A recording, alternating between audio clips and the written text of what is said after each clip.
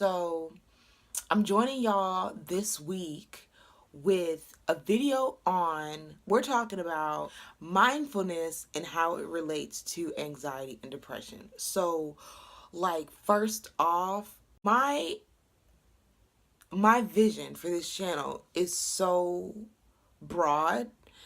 Um don't get caught up on one thing. Like, because me as a person, my mind and my ideas and the places that I send myself are so, like, the range is just so wide. So I'm making this video on anxiety and depression today. That doesn't mean that all of my videos will be about anxiety and depression. That doesn't mean that I'm someone that feels I can heal you from anxiety or depression, or this is a safe, quiet talk space and I have the incense burning. It just is what it is on any given day. You know what I'm saying? That's what it is, because that's how I am. You can't put me into a box. You can't really put this channel into a box unless I put it into a box. Then, anyway, okay. So, I have a friend who reached out to me because this person has been feeling lost and feeling like they need to escape their problems. And they're ready to confront what they're running from, and they're ready just to live a new life. This person's message to me just kind of, gave me the idea of what we're going to talk about this week. And it is mindfulness. Mindfulness is a huge part of my life. So this won't be the first time that I talk about it, but this is the first time that I'm going to talk about anxiety and depression. Now, I'm going to tell y'all one thing. As with many things that I talk about on this channel, I'm going to tell you what works best for me. What works best for me. It's a suggestion. A lot of things that I practice in my day-to-day life come from other people's suggestions, and they could have had like an entire list of things, but it was only maybe two or a combination of 5 and 6 that I picked and applied to my personal life, and it just worked well for me. So you don't have to do everything that I say, and everything that I say might not resonate with you. What you take from it, you take from it. Don't be up here in the comments with your tits and a knot. Like, don't do that. Because, like, it don't have to be that way. I've learned through hearing some people and seeing some conversations online that the definition of mindfulness, it kind of gets thrown around, or it's loose and misconstrued or whatever. To me, mindfulness is, it's me being aware of the bigger picture, because sometimes I can get lost in it. Okay, brief like history or whatever. My teenage years were trash. As far as like spirituality goes and mental health goes, it was trash. And I went through it. I went absolutely through it all. Like, I've hit rock bottom multiple times. I know what it's like to be suicidal, to feel like you're just absolutely done. I get it. I get it. I have a timeshare at rock bottom. I used to. I don't anymore, but I used to. A lot of my mindfulness practices and techniques have to do with me having a relationship with source. With, I call it source. Some people call it infinite intelligence. Some people say spirit. Some people say God, Jah, Jehovah, whatever it is that you call your creator, if you believe in one. I do. And sometimes I refer to it as God, and I use the pronouns he and him. Sometimes I'll say spirit or source. I don't get caught up in that, because spirit knows what I mean. You might not know what I mean. It does not matter. Take from what I say what you want.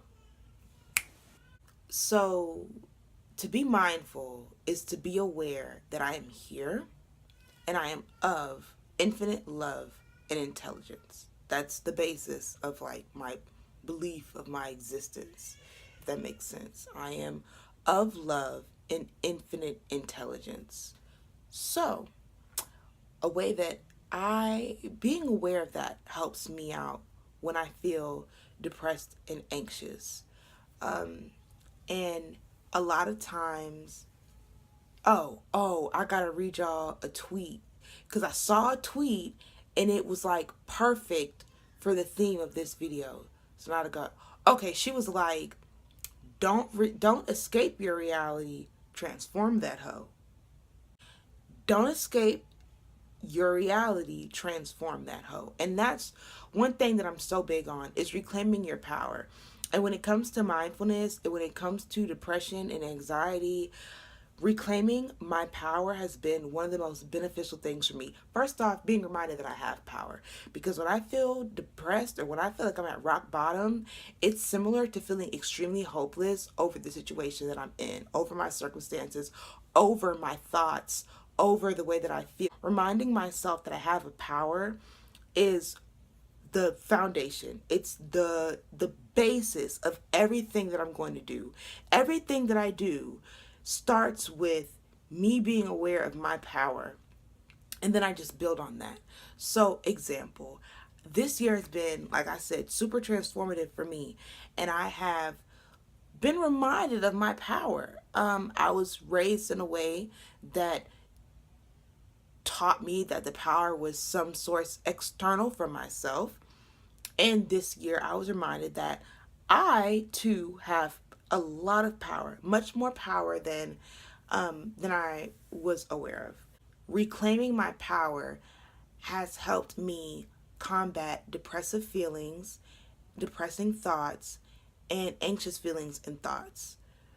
I'll give you an example about reclaiming my power.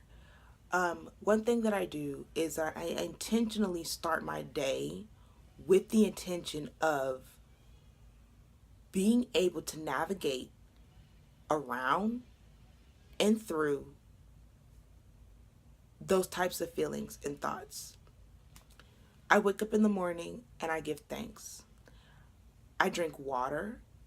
Diet is huge. Example, allowing myself to have at least 30 minutes to an hour to choose what I want to do, some of the first few things that I do to start my day, makes me feel like I'm reclaiming my power. I know a year ago, I would wake up for work. I would only allow myself 30 minutes to chill before I had to jump up, get ready for work, and that's it. Once I'm getting ready for work, I'm at work, I work so and so many hours, I get home, I chill, I'm tired, and I go to sleep, and I'm prepared for the next day. That routine was draining for me. It didn't make me feel happy, and I didn't feel like I had any power in my life. My entire life had to deal with my work schedule. It worked around my work schedule, the fact that I'm an employee and I'm expected to be at this job so and so amount of days for so and so amount of time. Um, I had to take some of that back. Now, you might have to sacrifice some things like waking up a little bit earlier, but I mean, what you want? You know what I'm saying? What you want? You want the power and all. So now, with the help of being a mom, I wake up much, much earlier than I was before I got pregnant. Instead of waking up in the morning, immediately grabbing my phone and going on social media, where I don't know about y'all, but sometimes I have these moments where like I'll wake up, grab my phone, get on Twitter and see some shit. And it's just terrible, something that just makes me feel really gross inside. And and I hold on to that feeling, and then I allow that feeling to I allow negative thoughts to manifest from that feeling, and next thing you know, I'm in a really crabby mood. It doesn't have to be that way, and that's giving up your power. So one thing that I love to do is really nurture myself and treat myself. I'm big on that. Like, I'm big on treating myself, make myself feel good. So I wake up in the morning and I give thanks. I communicate with my creator. When I'm in constant communication, when I feel like I have a good relationship with my creator, I feel good. That doesn't mean that you need to that doesn't mean that you need to start believing in something that you don't believe in. If you don't believe in a creator, I feel you. Do you? Maybe go see a therapist. And honestly, I still see a therapist, and I encourage everyone to go see a therapist or a counselor or someone professional that can help you out, because mental health is no joke. Suicide is no joke. Anxiety is no joke. Unless your therapist is on YouTube, go to someone professional. That is my number one suggestion, because I take every single last one of y'all's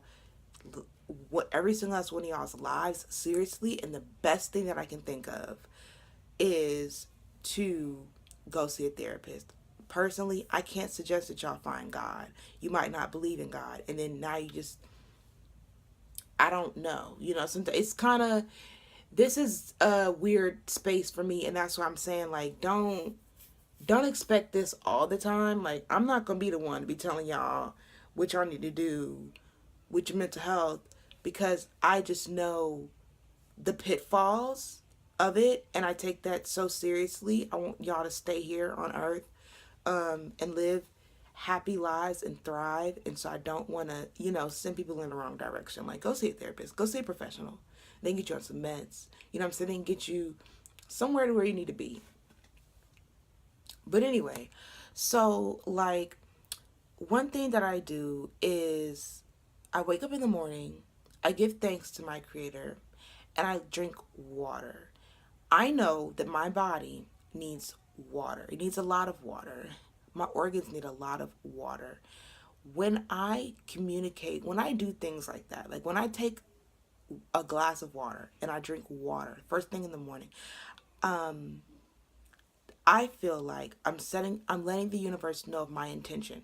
My intention is to honor what is given to me, which is this beautiful body, this beautiful machine, and I'm giving thanks for that by giving it what it needs. And to me, one of the most purest things to offer your body is good, clean water. So it's kind of like an offering. Like, I'm offering you myself and my mental well-being and my spirituality by saying, here, creator, I acknowledge you. I acknowledge what you gifted me with. Thank you. I'm going to give my body what it needs first thing in the morning. I'm so huge on, you are what you consume, not just like food wise. Like what you listen to, the type of conversations that you have with people, the music that you listen to, the TV that you watch. It all has an effect on us, and we can't always control the things that we see and hear, but we can control some. So if you can have some control, that's better than none. You know what I'm saying? So first thing in the morning that I like to do is just remind myself of the power that I have over what I consume. So I'm very careful, very intentional with what I take in the first thing in the morning. By allowing myself that time by myself, that quiet time of thanking and prayer and meditating and reading good things, or I'll read, like right now I'm reading a Malcolm X autobiography. Just nothing shitty, nothing like the news, nothing like trash ass opinions about $200 dates on Twitter. Like, we can do that after after I build up my mental fortitude, basically. I was on Snapchat the other day ranting because I was into the radio, and they played that, I don't know the name of the song, but All My Friends Are Dead, Push Me to the Edge song, because he was like, DJ Envy was legit like, all right, y'all, we gotta wake up, hey, all my friends are dead, push me to the edge. And my homeboy was like, it's no big deal, they're talking about money. He could be talking about feet. I don't give a fuck. The words are, all my friends are dead, push me to the edge. It's just the song don't make me feel good. Like, it just don't make me feel good. And I love terrible music. But I'm not gonna listen to that first thing in the morning, especially if I had a really stressful day the other day, or I had a rough night. If I know I'm gonna have a really stressful, or if I already know I need to be in a good state of mind for the day to day, let me not start my day off on that edge. Because you'd be surprised, bro. You would just be surprised how the things that you consume show up in your life. So you say what you want. All I know is I'm not getting straight up in the morning talking about how my friends are dead. There's the power of life and death lies beneath the tongue. I'm not doing it. Some of y'all wouldn't wake up first thing in the morning, listen to Chief Keef talk about how you want to kill everybody in Chicago. I'm not doing it. Maybe after breakfast, but not right now. Maybe after meditation, but right now, not right now. um, so I show intention. I build a relationship with my creator and I do things that make me feel good. I make sure that I introduce things to my body that make me feel good, that I know that are good for my body. I drink water. I eat fruit. I try to have a good breakfast. You feel me? And y'all feel me because you know what I'm saying? You had fried chicken and pizza yesterday, and then you woke up the next morning and would you have water and some what? Peaches? I know you feel good. I know you feel cute. I know you want to keep it up because it's good for you. It's good for you. Like, it's okay.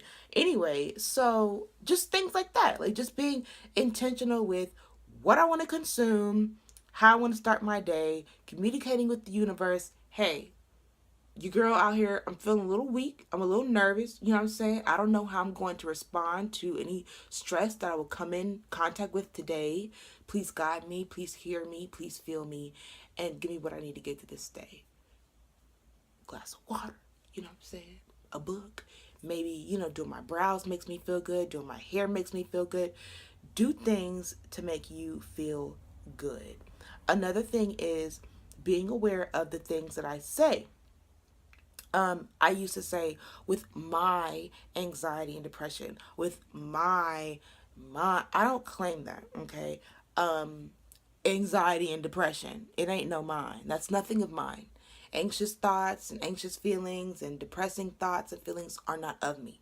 So it's not mine. And I get it. Like I so get it. The whole words, y'all take them too seriously. I used to be like that too until I really started seeing a difference when I tried to make a difference in the things that I said, the things that I claimed, things that I spoke over my life and others. So, some of y'all gonna feel me. Some of y'all might not feel me for a year from now. It's cool. Take what you want. This is what I have to offer y'all. I don't say that. I don't have any anxiety and depression that is mine. So be mindful of that. Be mindful of things that you claim, the states that you claim. If you don't want to be broke, don't call yourself broke. If you want to be healthy, claim health, claim good health, claim positive relationships and interactions with your family and friends, claim that therapist, claim what you want and what you aim to be, because even though you think that maybe you're just speaking to yourself or a close friend or family, the universe hears you and it will respond to you whether you believe me or not. So that's another thing. Be mindful of your words and redirect your thoughts. There's tons of resources on redirecting your thoughts and thinking positively. And it's not so much saying, "Oh, I feel terrible right now, but let me lie and say I'm happy." Because I've tried that and it doesn't feel good. Like it doesn't. But just be honest with yourself. Like I'm not feeling really good right now. I'm not. I feel like trash. What can I do to feel better? Sometimes it might just be pizza. Maybe you just need a glass of water. Maybe you need to just do a little twerk. Maybe you need to cut some music on. Maybe reflect. Go to the movies. Walk outside. Interact with nature. Do what you need to do to feel good. Build yourself back up. Address where you're hurt. Address what you would like to work on. And as long as you seek, the teacher will come to you. The help will come to you. And you have a lot of power too, and you can make effort. Sometimes it just takes you to get the ball rolling. Like if you just go online and look for, a group that you might need to join, or a therapist, like you have a lot of power too. And I just think that a lot of times when we feel depressed and anxious, we feel powerless, we feel hopeless. And I'm just here to remind you that you have a hell of a lot of power, more power than you are aware of. And you don't have to do it on your own. There are forces out there, whether you can see them, there's forces that you can't see, and there's forces that you can see that are there and available for you. It's just, do you want to help yourself or not? There's things to help you out. So I just wanted to remind y'all of that. Um, Hold on. Okay, so another thing that I wanted to touch on was taking responsibility for the ways that you can make yourself feel better. But I used to be a huge baby and play like the victim role, like Like, I used to play it well. I need to check, low key. Like, I need to be in a union for as well as I played the victim role. Y'all should be able to find me on IMDb for as well as I played the victim. Are you getting it? Like, am I getting through to you? Like, that shit is no joke. All right, so, and so, like, I have moments where I'm like, so sad. I feel so alone. I'll get resentful. No one knows this because I know it's silly, but I'll be resentful towards my close friends and family because they're too busy they're not available for me. Either it's 3 a.m. and everybody's asleep, or it's midday and people are at work, or it's just the fact that people have their own things going on. We're adults, we have careers, we're in school, we have children. Not at all times are the people that you want, not at all times will the people that you prefer to talk to be there. And I would get caught up on that. Like, my best friend isn't available to talk to. But your therapist is, girl. You know what I'm saying? Or you can hop on Google or hop on YouTube. You can get help, and you can get help outside of ways that you prefer if it's legit. You know, like, I would be picky, like, no, I need to talk to so and so. But don't discredit B, even though A might not be available. You know, how much do you really want the help? Because where there's a will, there's a way. And so I think that's huge. So anyway, like, I would get resentful because my friends or family weren't available for me at that moment.